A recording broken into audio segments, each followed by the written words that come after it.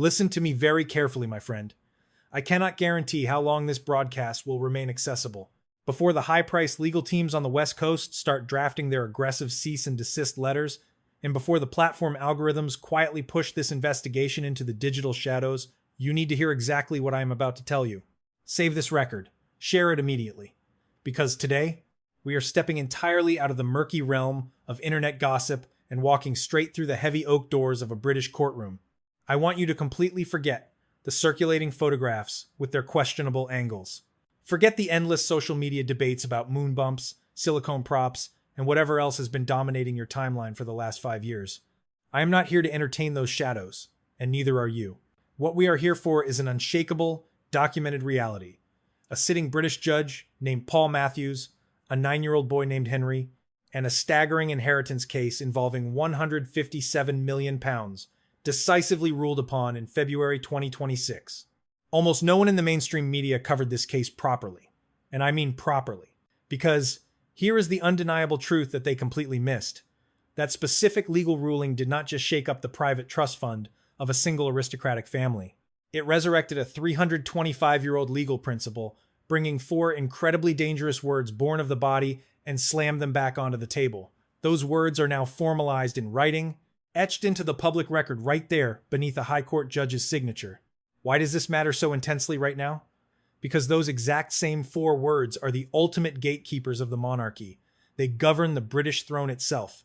They absolutely dictate who gets to sit upon it, who has the constitutional right to claim it, and, perhaps most importantly for the subjects of our story, who gets to commercially exploit the prestigious titles attached to it.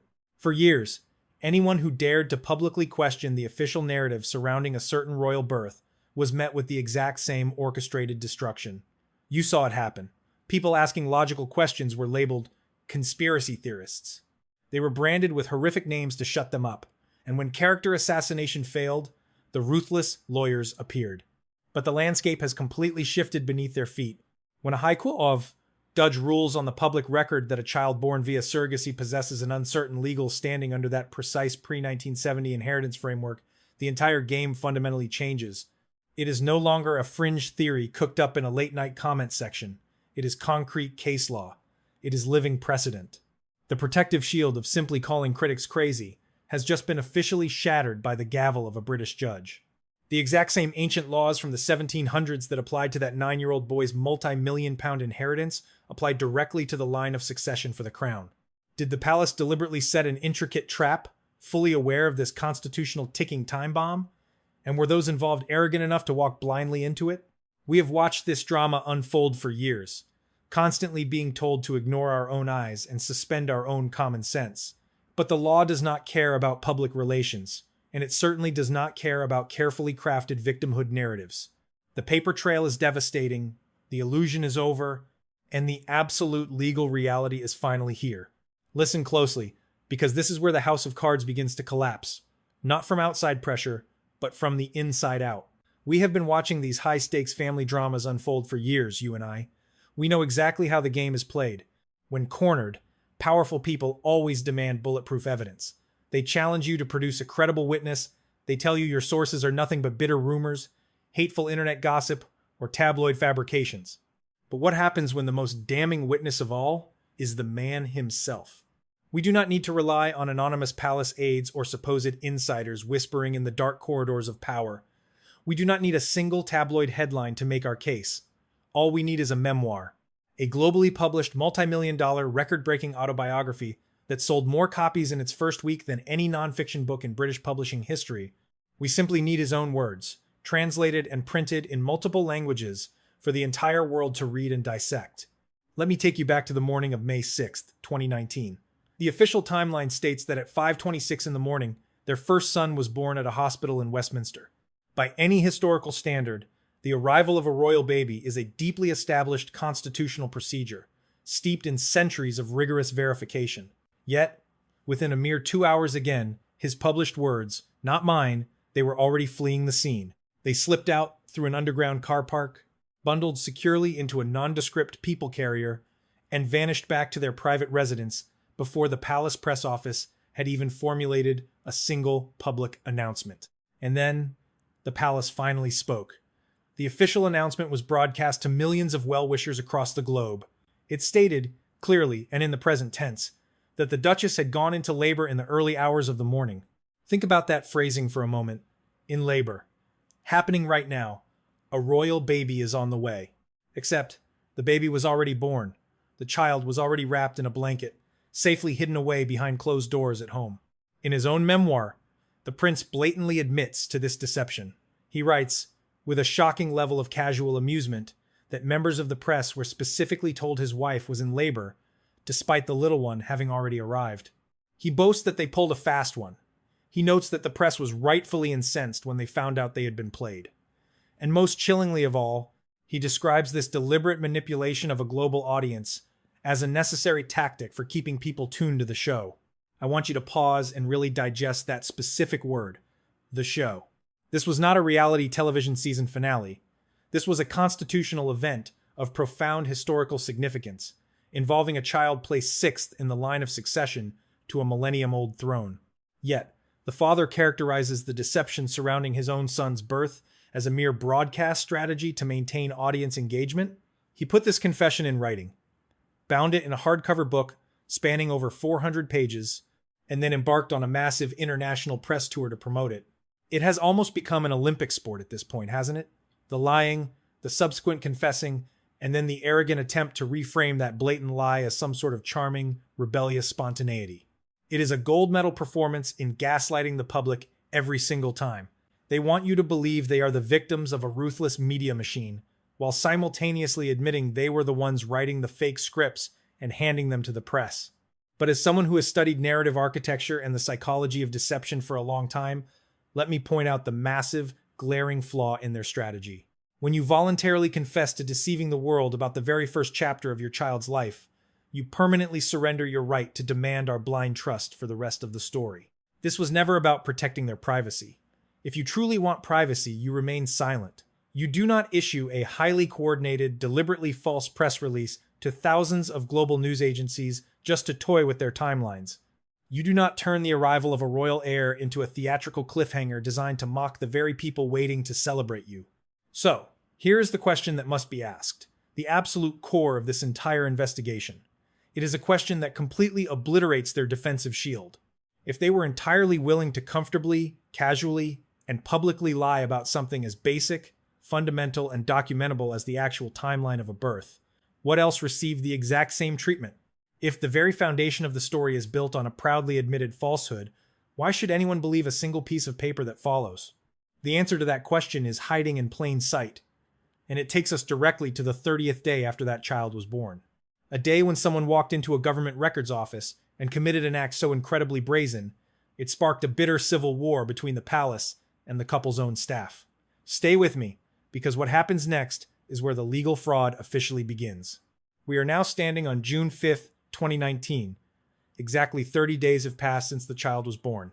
The dust has supposedly settled, the fake labor announcements have worked their magic, and the world has moved on. But in the quiet, sterile environment of a government records office, someone makes a highly calculated move. A birth certificate is not a press release. It is not a magazine cover. And it is certainly not a branding document. It is the fundamental foundational legal record of a human being's entry into this world. For the British monarchy, it is a piece of constitutional architecture. You do not touch it unless there is a catastrophic clerical error. Yet, on that 30th day, the child's birth certificate is mysteriously amended, and the change is absolutely surgical. This was not a typo being corrected. It was not a spelling mistake. The mother's given names, Rachel Meghan, were completely erased from the document. They were wiped out, legally scrubbed, leaving only her title, Her Royal Highness, the Duchess of Sussex. Her actual, legal, human identity was removed from her own flesh and blood's public record. I want you to stop and think about that for a second. Apply it to your own life. You know how the real world works. If you walked into a government building and demanded that your first and middle names be permanently deleted from your child's birth certificate, replacing them with a job title or a social status, they would laugh you out of the building. Or they would call security. Because you cannot simply alter historical, legal facts to suit an aesthetic preference. But that is exactly what happened here. And the moment the press discovered this unprecedented alteration, the situation detonated into a full-blown civil war. When the media broke the story, they framed it as a deliberate snub. They called it an upgrade, a petty attempt by the Duchess to distinguish herself from Kate, who respectfully kept her actual forenames on all of her children's birth certificates. The response from the Sussex camp was not just defensive, it was explosive. Their official spokesperson released a highly aggressive, meticulously worded written statement to the global press. Listen to their exact defense. The change of name on public documents in 2019 was dictated by the palace, as confirmed by documents from senior palace officials. This was not requested by Meghan, the Duchess of Sussex, nor by the Duke of Sussex. Look at the absolute venom in that choice of words. Dictated. They did not say it was an administrative mix-up. They explicitly and formally accused the institution of the British monarchy of forcing an involuntary amendment onto a private legal document. They pointed the finger directly at the palace and cried foul, framing themselves once again as the helpless victims of a tyrannical system. But the palace did not absorb the blow this time. They did not deploy their usual strategy of dignified silence. Instead, palace insiders went straight to the heavy-hitting telegraph and fired a missile right back across the ocean. They stated categorically that the decision did not come from the royal household. They made it completely clear that the change was executed by the couple's own private staff based in London. Somebody requested the change, but nobody wants to claim they requested it. This brings us to a terrifying logical intersection, and this is exactly where the concept of a harmless public relations game ends and the chilling reality of legal fraud begins. Two opposing camps, two completely contradictory narratives. Both sides issued statements regarding a highly sensitive legal document. I am not a judge, but I am someone who understands how the mechanics of a lie operate. Both of these claims cannot exist in the same reality. A legal document sitting in a vault does not suddenly wake up on its 30th day and decide to erase a mother's name. A human being had to pick up a phone. A human being had to draft an email. A human being had to physically sign off on that amendment. Therefore, one of two things is undeniably true. Either the palace illegally manipulated a citizen's birth certificate against the mother's will, which would be a monumental scandal, or the couple's team ordered the alteration and then brazenly lied to the entire world about it in a formal, written statement, maliciously framing innocent palace officials to cover their own tracks. One side is lying and writing about a legal document. In any corporate boardroom, in any courtroom, when you falsify records and lie about the chain of custody, it has a very specific name. It is called fraud. And here is the most agonizing part of this entire mystery. Across all the explosive television interviews, across a heavily produced 6-part documentary series, and across 416 pages of a deeply personal memoir, they have never once explained why the name needed changing in the first place. Kate left her names on George's certificate, she left them on Charlotte's, she left them on Louis's. There was no drama, there were no competing statements. There was no desperate attempt to rewrite history. Why? Because when you are telling the simple, unvarnished truth, you have absolutely nothing to hide. When you look at this through the lens of cold, hard logic, the altered certificate ceases to be a piece of tabloid gossip. It becomes a glowing, radioactive red flag. Because if you are willing to fight a media war over the deletion of a name on a birth record, what on earth are you trying to distract us from? What other critical piece of information on that document requires such a massive smokescreen? The answer to that will send a shiver down the spine of every constitutional lawyer in Great Britain, because it is not just about a name. It is about the total, systematic destruction of every single verification protocol that holds the monarchy together. Let us pause the legal analysis for a single moment and shift the focus away from the high courts and the palace corridors. Let us look directly at you. Yes, you. Because in this grand, sweeping narrative of victims and villains, there is a crucial perspective that has been completely ignored. The audience, whose trust was fundamentally violated. They did not just manipulate the palace hierarchy or deceive the global press corps. They looked right through the camera lens and they insulted your intelligence. Millions of people around the world woke up at the crack of dawn. You sat in front of your televisions. You celebrated with genuine, pure goodwill. You bought the commemorative items. You sent your heartfelt congratulations, and you believed you were witnessing a beautiful chapter of modern history. They took your empathy, your innocent support, and they weaponized it. They turned your genuine human decency into a disposable prop for their highly orchestrated multi-million-dollar public relations campaign. When you finally realized that the modern fairy tale you were sold was actually a tightly controlled theatrical production, the feeling is no longer just curiosity. It is betrayal. And betrayal is a very difficult thing to forgive. To understand the sheer scale of what was hidden from you, we have to look at what transparency actually looks like. Look at the Duchess of Cambridge. 3 separate times, under immense global pressure, she walked out onto the steps of a bustling hospital in central London. A sea of reporters, thousands of flashing cameras, the entire world watching. She fulfilled her duty.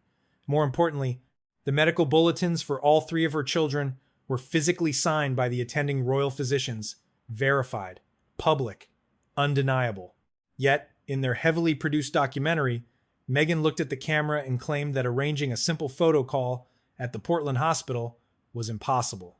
Impossible. Let that word sink in. A woman who managed to coordinate a multi-million-dollar royal wedding broadcast to billions globally suddenly found it impossible to stand outside a luxury private hospital for 3 minutes. This brings us to the most terrifying void in this entire saga, the absolute, ruthless disappearance of every single constitutional verification protocol. Let me make this crystal clear. Royal birth protocols do not exist to feed tabloid gossip. They do not exist for public entertainment. They exist because a child entering the line of succession to the British throne requires absolute, unassailable constitutional verification. This is a 1,000-year-old institution built entirely on the principle that you can definitively prove who was born, when they were born, and to whom they were born. That is the entire architecture of the monarchy. But what did the public receive in May 2019? We received 0 photographs on the hospital steps. We saw 0 attending physician signatures on any official public record, a staggering departure from a standard protocol honored for every royal birth in modern living memory. There were 0 independent witnesses of any kind. There was no traditional notification to the Privy Council. There was nothing but a hastily issued, factually inaccurate press release and a father's word. And as we have already established, that father's word comes with his own published admission that he is perfectly willing to lie to keep people tuned to the show. Now, the defenders will immediately scream their favorite word, privacy. They just wanted privacy. It is a convenient shield, but it is a shield made of paper, and their own actions have burned it to ashes. Let us open that 416-page memoir one more time. If privacy was truly the ultimate goal, that book would not exist. In those pages, the prince spares absolutely no intimate detail about his life. He vividly describes inhaling his wife's laughing gas in the hospital room. He happily writes about ordering fast food chicken directly to the delivery suite. He painstakingly details the carefully curated ambiance of the room, the electric candles glowing in the dark, the soulful hymns playing softly in the background, the framed photograph of his late mother, placed perfectly by the bed, the purple bouncing ball. He is perfectly willing to monetize the most intensely intimate, vulnerable, and private aspects of his life for mass consumption. He will sell you the story of his frostbitten anatomy, his youthful drug use, and his takeout food orders without a second thought. Yet, in a book that contains hundreds of thousands of words, he could not find the space for a single, solitary sentence naming the medical professionals who independently witnessed the birth of a child who is 6th in line to the British throne. He actually used the word protocols himself in the book. He fully acknowledged that they existed, he confirmed they were completely bypassed, and he framed their absence as a glorious relief.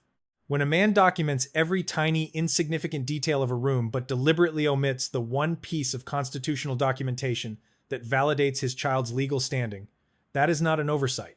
That is a fortress of calculated silence.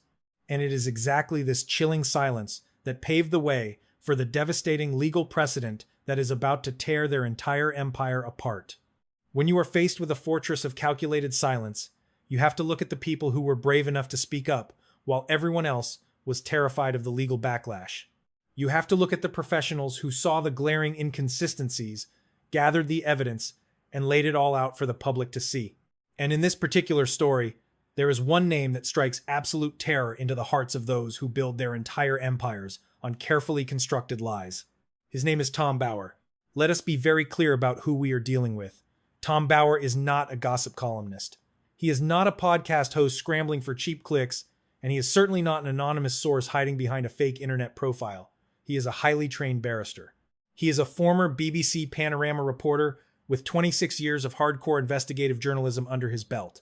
He is the author of more than 25 deeply researched books, and he is widely considered Great Britain's most lethal investigative journalist. His professional track record is not just impressive, it is terrifyingly accurate. Consider the historical pattern. He investigated the media tycoon Robert Maxwell, documenting massive corporate fraud. Maxwell vehemently denied it. His lawyers threatened to destroy Bauer, and the public initially dismissed the claims. Then Maxwell died, and the fraud was confirmed in its absolute entirety. Bauer was right. He investigated the powerful billionaire Mohammed Al-Fayed, exposing his personal conduct and business manipulations for decades. Al-Fayed fought him relentlessly with elite legal teams. Then Al-Fayed died, and a 2024 BBC documentary completely validated Bauer, confirming decades of horrific abuse. Bauer was right. He investigated the corporate giant Conrad Black, documenting his financial misconduct. Black sued him. Then Black was convicted and sent to federal prison. Once again, Bauer was right. The pattern is mathematically undeniable. The subject denies, the lawyers threaten, time passes, the truth surfaces. Tom Bauer has a 100% vindication rate against every major target who ever tried to silence him. So, when he published his explosive investigative book in 2022, documenting massive inconsistencies and serious concerns regarding the Sussex narrative, their public relations team immediately dismissed it as fabricated establishment propaganda. But history tells us a very different story. When Bauer points his finger, it is not an attack, it is a prophecy. And that prophecy is now colliding violently with the British legal system. This brings us back to the courtroom in Bristol on February 6th, 2026. Let us look closely at the legal death sentence that was handed down. The Marquess of Bath stood before Judge Paul Matthews. The goal was to legally ensure that his second son, a 9-year-old boy born via surrogacy in the state of California, could inherit from family trusts worth £157 million. It sounds like an open and shut case. A biologically confirmed child of the estate owner should automatically inherit, correct? Absolutely not.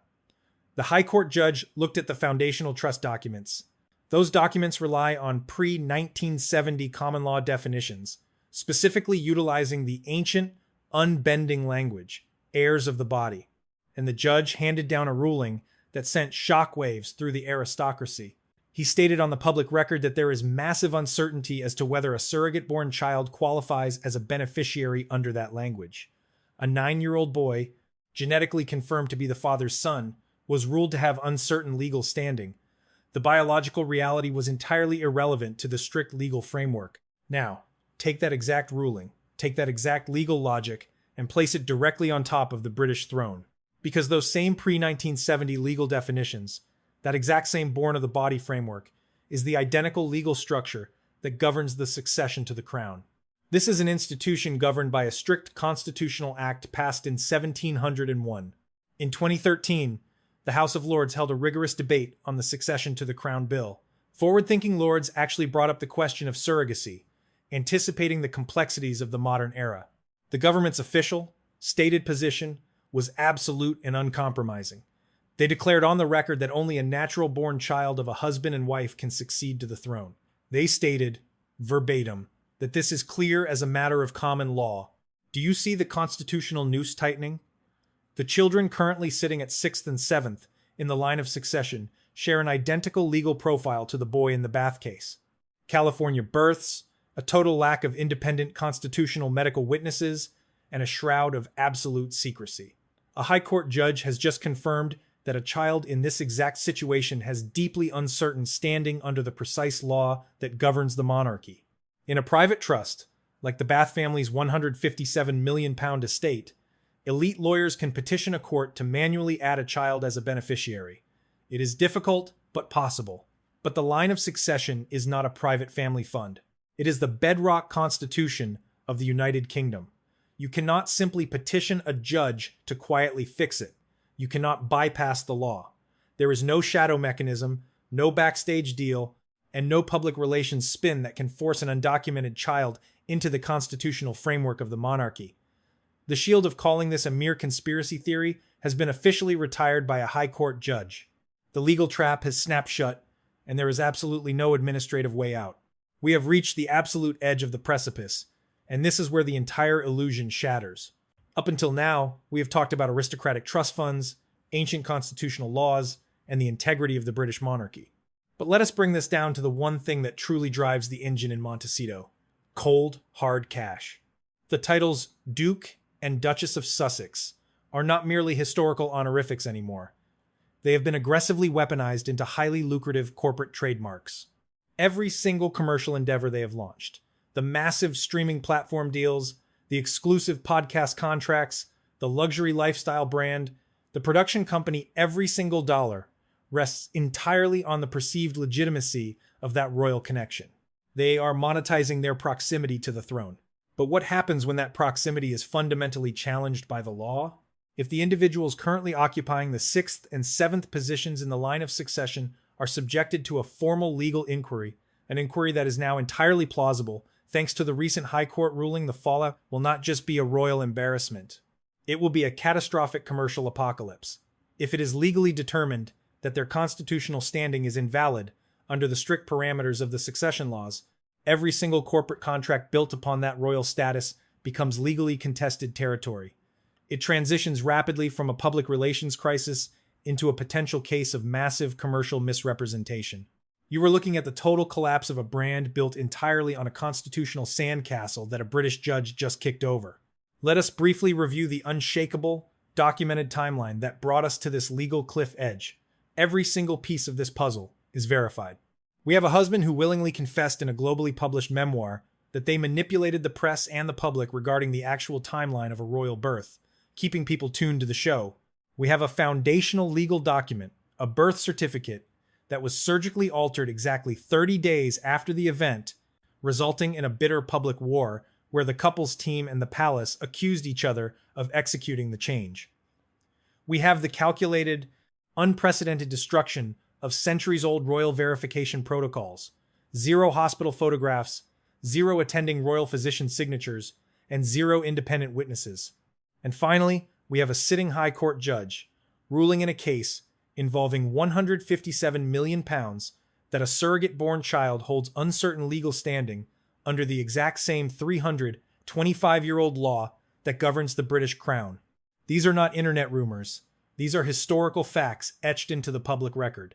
A man who was perfectly willing to write 416 pages exposing his drug use, his frostbitten anatomy, and his petty arguments over bridesmaids' dresses refuses to produce a single, solitary piece of independent medical documentation to secure his own children's constitutional birthright.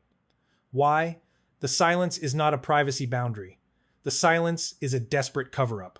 Because if the documents existed and cleanly answered the questions, they would have been paraded before the cameras years ago. So, I am turning the final judgment over to you. You have seen the evidence, you have heard the confessions, and you understand the monumental legal stakes. In this historic, multi-million-dollar deception, who do you believe is the true mastermind pulling the strings? Is it a woman so desperately consumed by the pursuit of global fame and complete narrative control that she willingly bypassed centuries of sacred tradition to manufacture her own reality? Or is it a deeply resentful, enabling husband, so blinded by a bitter vendetta against his own bloodline that he was willing to sell out the ancient heritage of his ancestors to play a twisted, destructive game of public relations? There is no middle ground left. The law has spoken, the evidence is overwhelming, and it is time for you to take a stand. Tell me exactly who you think orchestrated this monumental fraud right down in the comments. The truth is finally out, and I want your absolute, unfiltered verdict